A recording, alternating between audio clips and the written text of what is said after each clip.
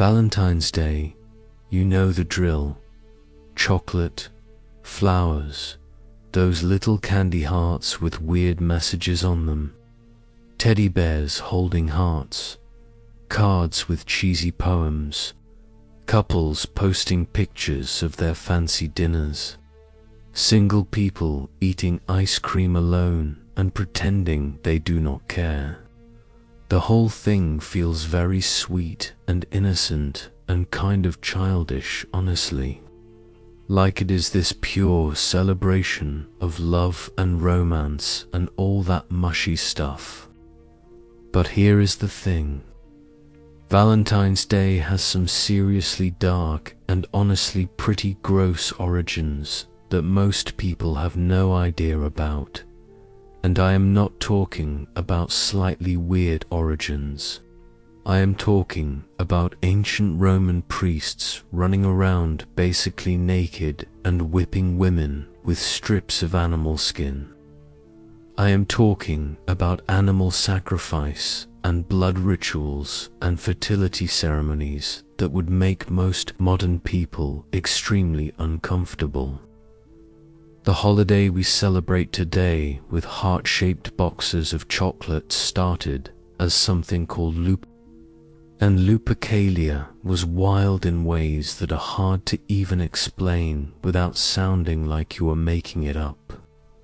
But I promise you, this is all real documented history that scholars have studied for centuries. So let us start at the very beginning. Lupercalia was an ancient Roman festival that happened every year on February 15th, right around the same time as Valentine's Day, which is February 14th. That is not a coincidence, and we will get into why later.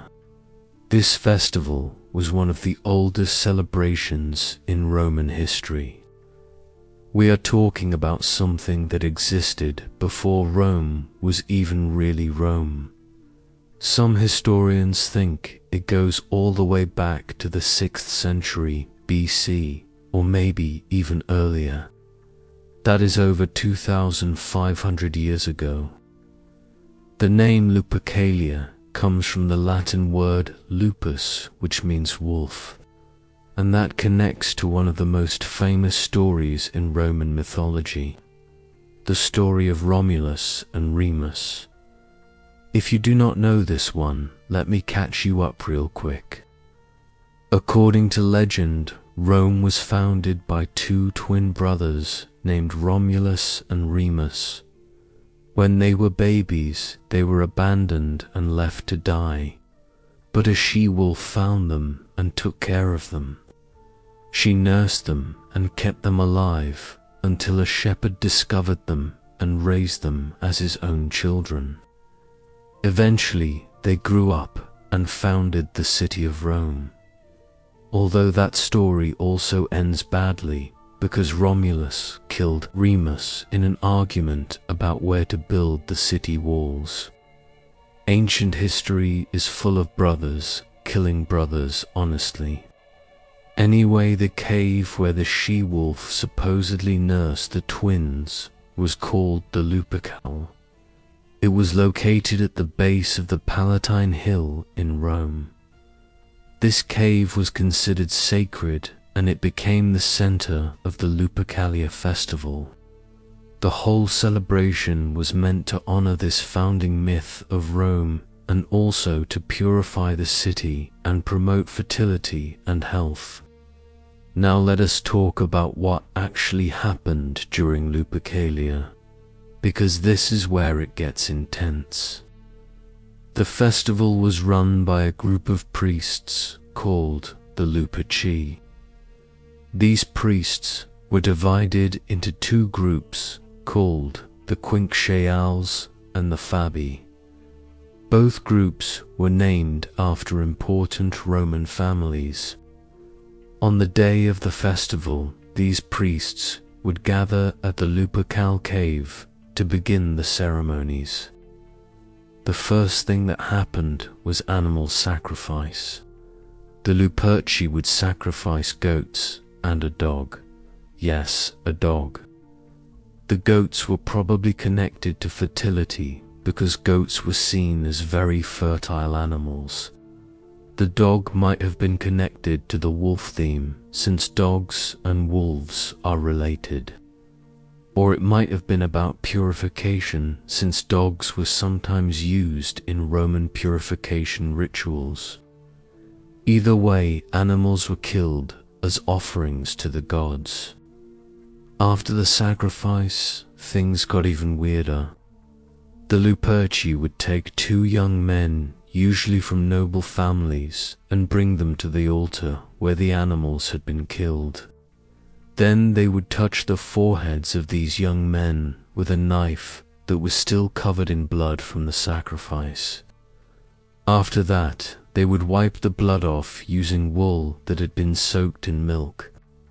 And here is the strange part. The young men were required to laugh while this was happening. Like they had to stand there with blood being smeared on their faces and then wiped off with milky wool, and they had to laugh about it. Nobody is completely sure why the laughing was required, but it was definitely part of the ritual. After this, the Luperci would cut up the skins of the goats they had sacrificed. They would cut the skins into strips called febra. This is actually where the month of February gets its name. Febra means purification in Latin. The strips of goat skin were going to be used for the main event of the festival. So now, picture this. The Luperci priests would strip down until they were almost completely naked. Some sources say they wore just a strip of goat skin around their waist. Others say they were totally nude. Either way, they were mostly naked grown men.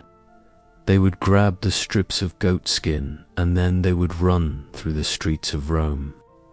As they ran, they would whip anyone they came across with the goat skin strips. And here is the part that connects to Valentine's Day.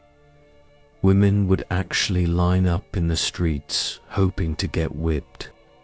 They believed that being struck with the febra would make them fertile. If a woman was having trouble getting pregnant, she would want to be hit by the Luperci. If a woman was already pregnant, she believed being struck would help her have an easy delivery. Young unmarried women would also try to get hit because they thought it would help them find a husband soon. So you have these mostly naked priests running through the streets of ancient Rome, whipping women with bloody goatskin strips, and everyone thought this was totally normal and good. This was not some weird underground thing. This was an official, state-sponsored religious festival. Important government officials participated. It was a big deal on the Roman calendar. The whole event was also pretty rowdy and chaotic. People were drinking and partying. There was a general atmosphere of wildness and celebration. Some historians describe it as having a carnival-like feeling. Rules that normally applied to Roman society were kind of loosened for the day. It was supposed to be a time of purification and renewal, but it was also a time of letting loose.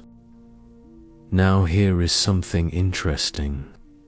Even ancient Romans eventually started to find Lupercalia a little embarrassing. As Rome became more sophisticated, and as Roman society changed, some people started to think the festival was too wild and primitive. The famous Roman writer Cicero, who lived in the 1st century BC, made fun of Lupercalia. He thought it was ridiculous that important Roman men would run around naked, whipping people. He saw it as beneath the dignity of Roman citizens. But the festival kept going anyway. It was too deeply rooted in Roman tradition and religion to just cancel. Even as Rome changed and grew into a massive empire, Lupercalia continued every February. The common people loved it. It was exciting and fun, and it had been happening for hundreds of years. Traditions like that are hard to get rid of, even when the upper classes think they are embarrassing. So how did this blood-soaked fertility festival become the sweet, innocent holiday we know today? That is where Christianity comes into the story. As Christianity spread through the Roman Empire, it created a lot of conflicts with traditional Roman religious practices. The early Christian church had a problem. They wanted people to stop doing pagan rituals, but those rituals were deeply embedded in the culture. People had been celebrating these festivals for generations. Their parents had done it, and their grandparents and their great-grandparents, going back centuries. You cannot just tell people to stop doing something they have always done. That does not work. So the church came up with a smart strategy. Instead of just banning pagan festivals, they would replace them with Christian holidays. They would take the dates and some of the general themes and give them a Christian makeover. This happened with a lot of holidays. Christmas is the most famous example. The date of December 25th was chosen partly because it coincided with existing winter solstice celebrations. Easter took over some spring fertility festivals, and Valentine's Day took over Luke. In the year 496 AD, Pope Gelasius I officially declared February 14th as St. Valentine's Day.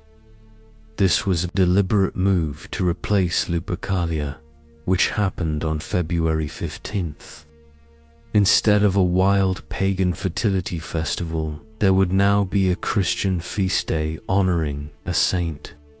But here's the thing. Nobody is completely sure which Saint Valentine the holiday is actually about.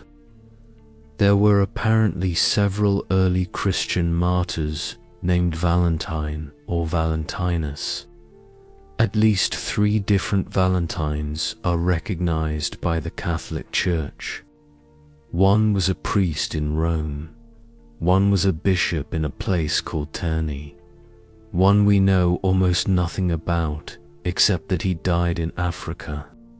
All of them were supposedly martyred for their Christian faith, but the details are fuzzy and probably mixed together over time. The most popular legend about Saint Valentine goes like this. During the reign of Emperor Claudius II, there was a priest named Valentine in Rome. Claudius had supposedly banned marriages for young men because he thought single men made better soldiers than married men with families. Valentine thought this was wrong and kept performing marriages in secret. When Claudius found out, he had Valentine arrested and eventually executed. Before his execution, Valentine supposedly fell in love with the daughter of his jailer and sent her a letter signed from your Valentine. And that is supposedly where we get the tradition of sending Valentines. It is a nice romantic story. The problem is that there is no good historical evidence that any of this actually happened. We have no proof that Claudius banned marriages. We have no solid documentation of Valentine performing secret weddings. The story about the jailer's daughter shows up hundreds of years after Valentine supposedly lived. Most historians think this legend was invented later to give the holiday a romantic backstory that would appeal to people. Pope Gelasius himself was not totally sold on Valentine. When he declared the feast day, he apparently said that Valentine was among those whose names are justly reverenced among men, but whose acts are known only to God. That is a polite way of saying we know this guy existed and died for his faith, but we do not actually know what he did. The church eventually removed Saint Valentine from the official calendar of saints in 1969 because there was not enough historical evidence about who he actually was. So we have this situation where a holiday was created to replace a pagan festival and named after a saint that nobody knows much about. And for hundreds of years after Pope Gelasius declared the feast day Valentine's Day was basically just another religious holiday. It was not especially connected to romance yet. People went to church. They honored a martyr. That was pretty much it. The romantic associations came later, much later. Most scholars point to the medieval period as when Valentine's Day started becoming about love and romance. And one person who deserves a lot of credit or blame, depending on how you feel about the holiday, is Geoffrey Chaucer. Chaucer was an English poet who lived in the 1300s. He is most famous for writing the Canterbury Tales. In 1382, he wrote a poem called Parliament of Fowls. In this poem, he wrote a line that goes, "For this was on St. Valentine's Day, when every bird comes there to choose his mate." This is the first known written connection between Valentine's Day and romantic love. Chaucer was basically saying that Valentine's Day was when birds picked their partners for the year. Now, this might have been based on some existing folk belief that birds mated in mid-February, or Chaucer might have just made it up because it sounded poetic. Either way, this idea caught on. After Chaucer, other poets and writers started connecting Valentine's Day with romance. Shakespeare mentioned it in Hamlet. The tradition of sending love letters and notes on Valentine's Day started growing, especially among the upper classes in England. By the 1700s, Valentine's Day was widely celebrated in England as a day for lovers. People would give flowers and chocolates and handwritten notes. The practice spread to the American colonies. By the 1800s, Valentine's Day had become commercialized with mass-produced cards and candies. And that brings us to the modern holiday we know today. But here is what is so interesting to me. Even though the church tried to completely replace Lupercalia with Valentine's Day, some of the core themes survived in a weird way.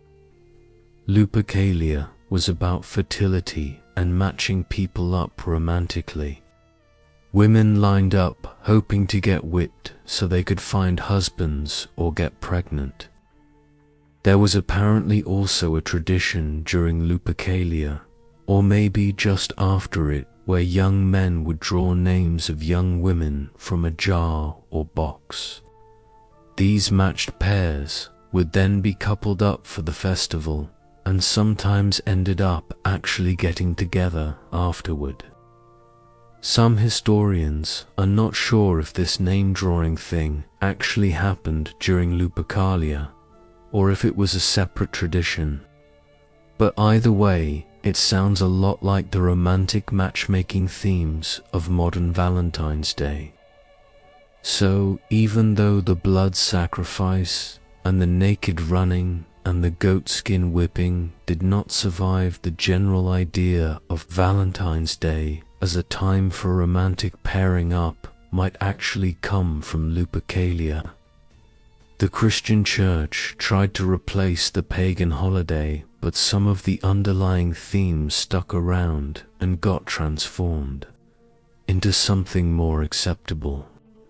There is something kind of poetic about that, honestly.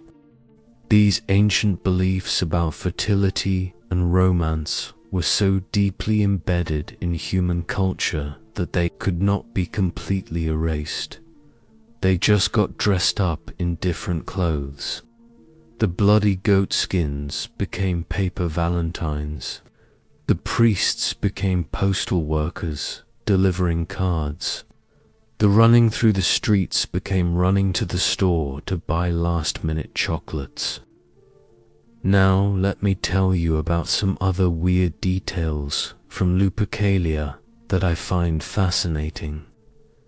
The festival was connected to several different gods and supernatural beings. The main deity associated with Lupercalia was Faunus. Faunus was the Roman god of the forest and the wild.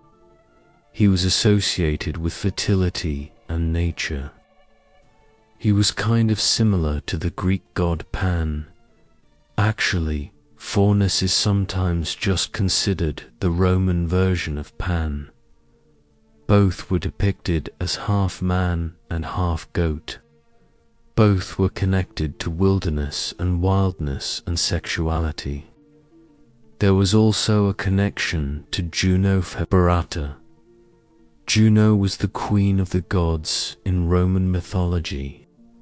The wife of Jupiter, Februata, was one of her titles or aspects. It connected her to purification and also to fertility and the fever of love.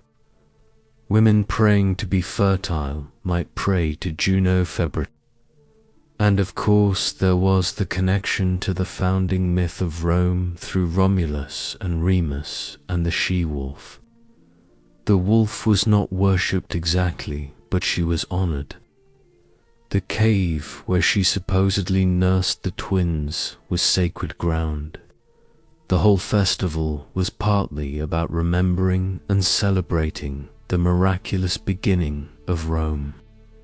One thing that is interesting about ancient Roman religion is that it was not really about belief in the way modern religions are. Romans did not necessarily believe in their gods the same way a modern Christian believes in God or a modern Muslim believes in Allah. Roman religion was more about practice and ritual. You did the rituals because that is what you were supposed to do. That is what your ancestors did. That is what kept the gods happy and kept the city safe. Whether you personally believed every detail of the mythology was kind of beside the point.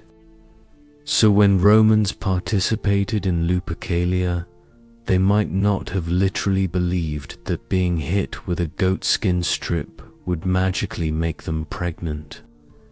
But they did it anyway because it was tradition, because it connected them to their ancestors and their city, because it felt meaningful even if they could not explain exactly why.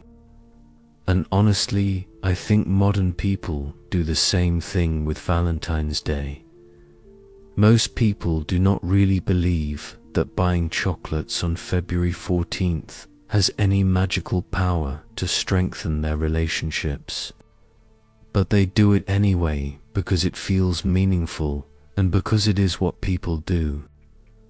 The connection between February and purification runs deep in Roman culture.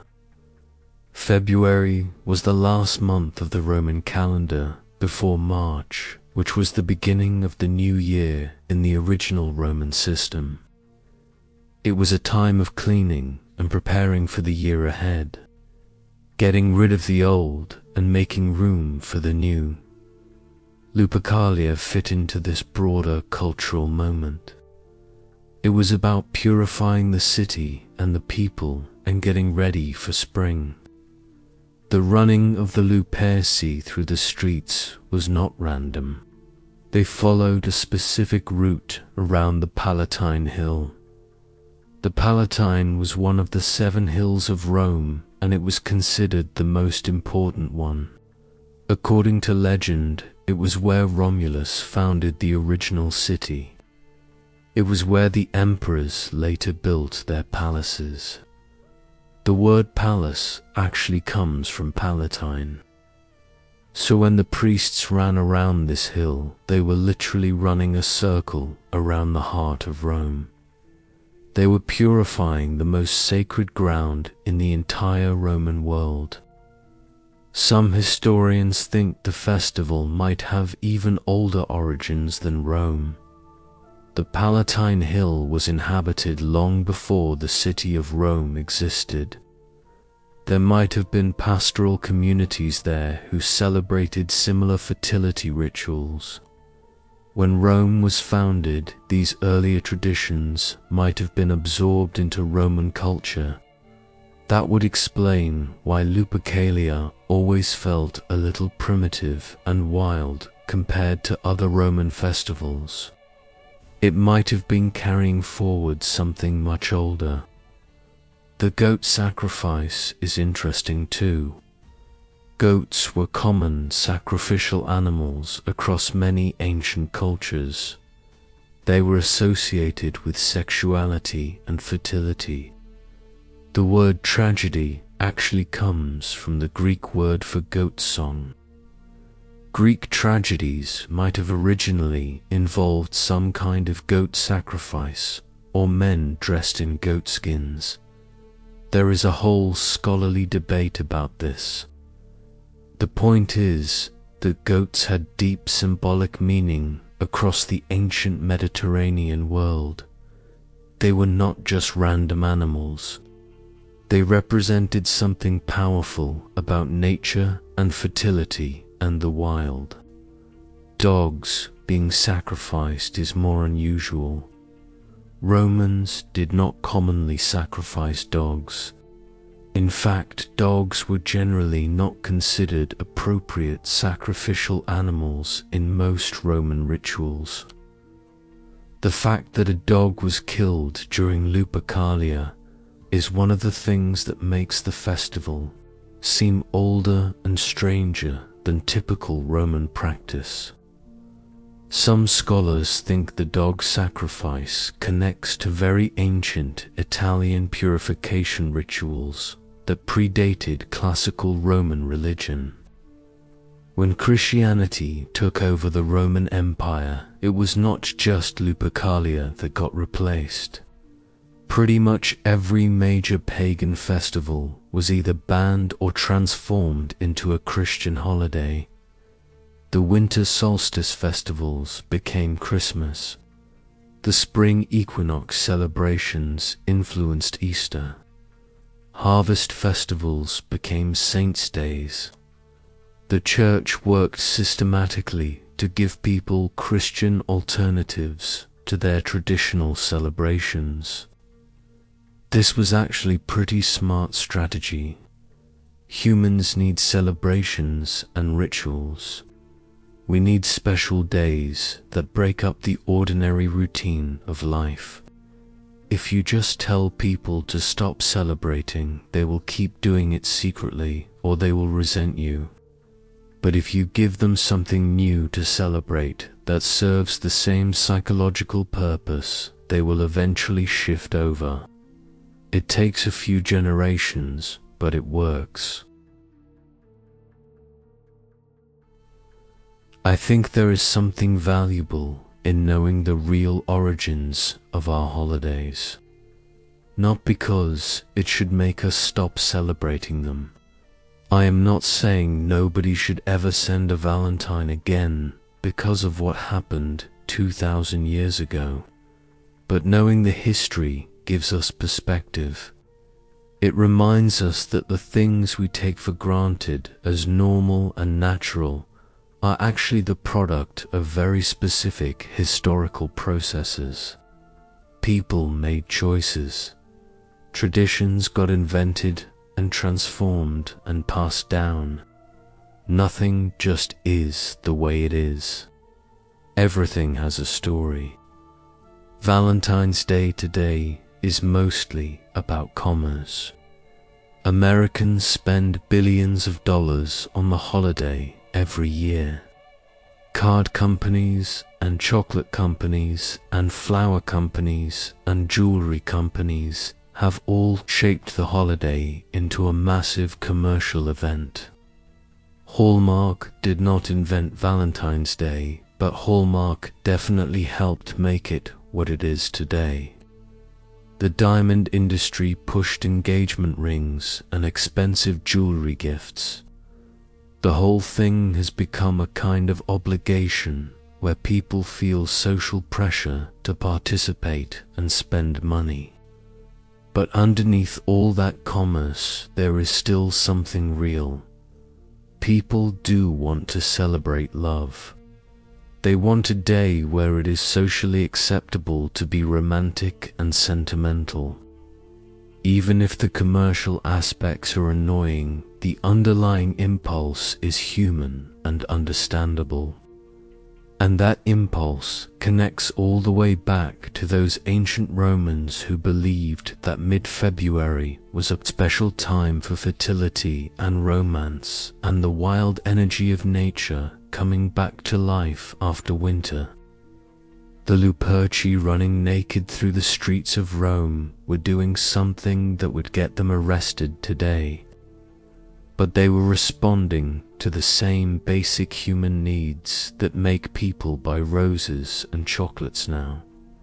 The need to mark time, the need to celebrate life and fertility and the continuation of the human species, the need to come together as a community around shared rituals, the need to feel connected to something bigger than ourselves. So next time you see heart-shaped boxes in the store, or cheesy Valentine's cards, or people posting about their relationships online, just remember, this whole thing started with priests running mostly naked through an ancient city, whipping women with strips of bloody goatskin. From that, we got candy hearts that say, "Be mine." History is weird. Human beings are weird. And the holidays we celebrate often have much stranger origins than we realize. Anyway, that is the dark origin of Valentine's Day, the Roman festival of Lupercalia. I hope this gave you something interesting to think about. If you learned something new, please hit that like button and subscribe if you have not already. Drop a comment letting me know what you think about all this. Does knowing the real history change how you feel about Valentine's Day? Let me know, and I will see you in the next one.